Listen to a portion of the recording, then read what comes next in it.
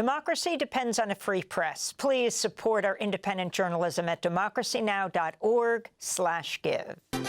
Welcome to Democracy Now!, democracynow.org, the War and Peace Report. I'm Amy Goodman. President Trump is threatening to cut off billions of dollars in federal contracts with Elon Musk after the two engaged in an escalating online feud just days after Musk left his role as a White House advisor.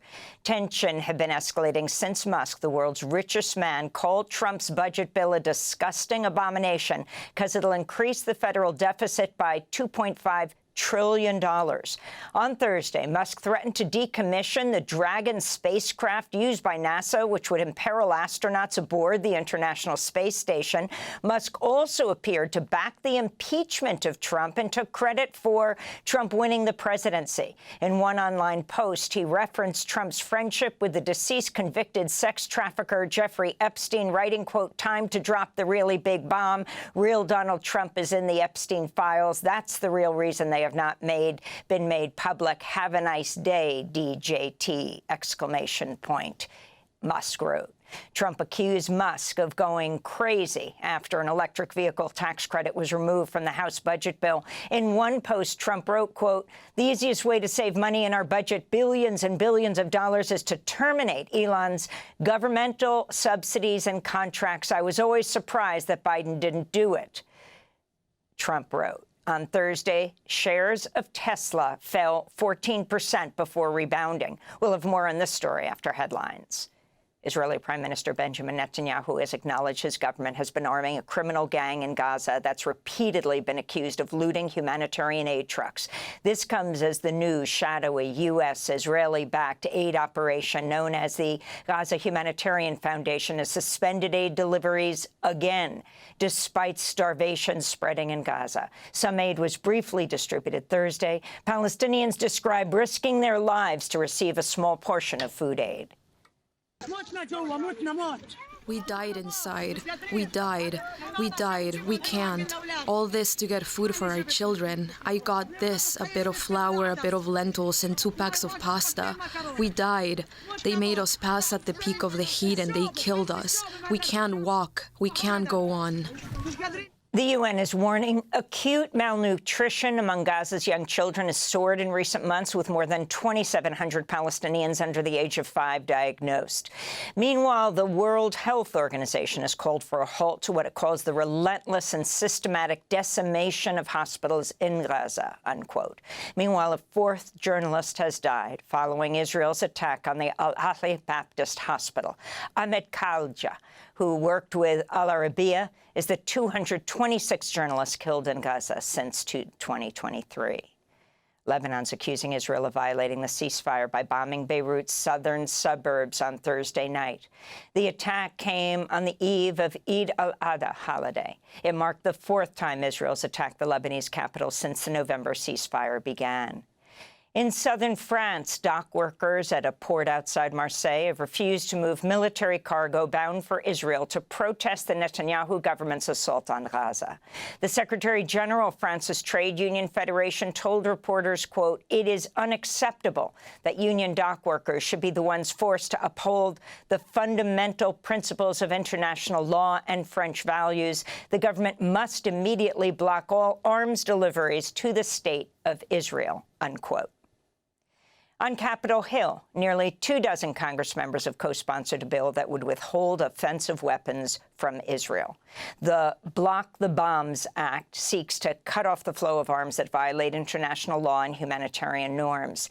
This is Washington State Democrat Pramila Jayapal, leader of the Congressional Progressive Caucus. How many more children will we watch burned in flames? How much more carnage do we have to witness as the Netanyahu government uses U.S. taxpayer-funded weapons to kill Palestinians with impunity and to run roughshod over the Geneva Conventions and our own U.S. laws? How many more American-made bombs must we watch hitting hospitals, schools, shelters, indiscriminately killing aid workers, civilians, women, babies?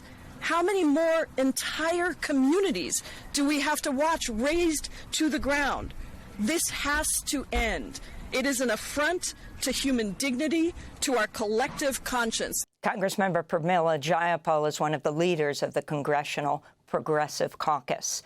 Secretary of State Marco Rubio has imposed sanctions on 4 judges at the International Criminal Court. It's the latest move by the U.S. to retaliate against the Hague-based court after it issued arrest warrants for Israeli Prime Minister Benjamin Netanyahu and former Defense Minister Yoav Gallant for crimes against humanity and war crimes in Gaza. Meanwhile, Drop Site News reports a leaked State Department memo reveals the Trump administration's considering a radical restructuring of the agency that would see the consolidation or elimination of over 3,400 U.S.-based staff positions, as well as entire bureaus dedicated to conflict resolution, women's rights, public diplomacy, and humanitarian coordination. President Trump's withdrawn his nomination of Jared Isaacman to lead NASA. Isaacman's a billionaire private astronaut, close associate of Elon Musk, who's twice flown aboard SpaceX's Dragon spacecraft. His nomination had been approved by the Senate Commerce Committee, and the full Senate was set to vote on it in the coming days. This comes as the White House has proposed cutting NASA's budget by a quarter, with science programs cut nearly in half, which would lead to the cancellation of dozens of missions and thousands of layoffs. Homeland Security Secretary Kristi Noem has signed waivers to speed construction of 36 miles of new border wall in Arizona and New Mexico. In a statement, the department said Noem was exercising her authority to waive environmental laws, including the National Environmental Policy Act. Meanwhile, a Peruvian woman who was detained by U.S. Army soldiers and arrested by a Border Patrol agent in West Texas May 12th has been acquitted of illegally entering a national defense area. Adeli Vanessa de la Cruz Alvarez already faces deportation, but could have received a prison term of up to 18 months for entering the narrow strip of land along the U.S.-Mexico border that President Trump recently transferred to the military. Nearly a dozen ICE agents have been left stranded alongside a group of 8 deportees in a converted shipping container at a U.S. military base in Djibouti. That's according to an extraordinary document filed in federal court Thursday by an ICE official who writes, agents and their prisoners face risks from disease, extreme heat, poor air quality, and warnings of potential rocket attacks on the base of Yemen's Houthi fighters. The deportees arrived in Djibouti aboard a U.S. deportation flight after a federal judge ruled they could not be transferred to South Sudan, a nation on the brink of civil war, to which they are not citizens. Rather than return the deportees to the U.S. to reopen their cases, they were rerouted to Djibouti. In Massachusetts, a federal judge Thursday ordered the release of the Milford High School honors student Marcelo Gomez da Silva. Last week, immigration agents arrested the 18-year-old on his way to volleyball practice. Gomez was able to reunite with his family and friends in an emotional scene after his release on $2,000 bond. He told reporters he was confined to a windowless room holding dozens of men with no access to the outdoors, no privacy, and no shower for the entire 6 days he was jailed. She was like, do you know why you're arrested? And I said, no, I don't. She said, because you overstayed your visa. You came here in 2013, and in 2015 you overstayed it. And I told her, I was like, ma'am, I was 7 years old. Like, I don't know nothing about that stuff. Like, I don't understand how it works. After Marcelo was detained on Saturday, on Sunday, there was graduation. He was supposed to be in the band in which he plays. After graduation, the students marched in their gowns to Town Hall to protest his detention. For the first time, the Trump administration's returned a wrongly deported immigrant. A Guatemalan man identified in court filings as OCG was returned to the U.S. on Wednesday following a federal judge's order to take all immediate steps to reverse his deportation to Guatemala, where he was previously held for ransom and raped. A new lawsuit alleges Colorado Governor Jared Polis collaborated with the Trump administration after it issued a secret subpoena to force Colorado officials to turn over personal information on residents sponsoring unaccompanied migrant children.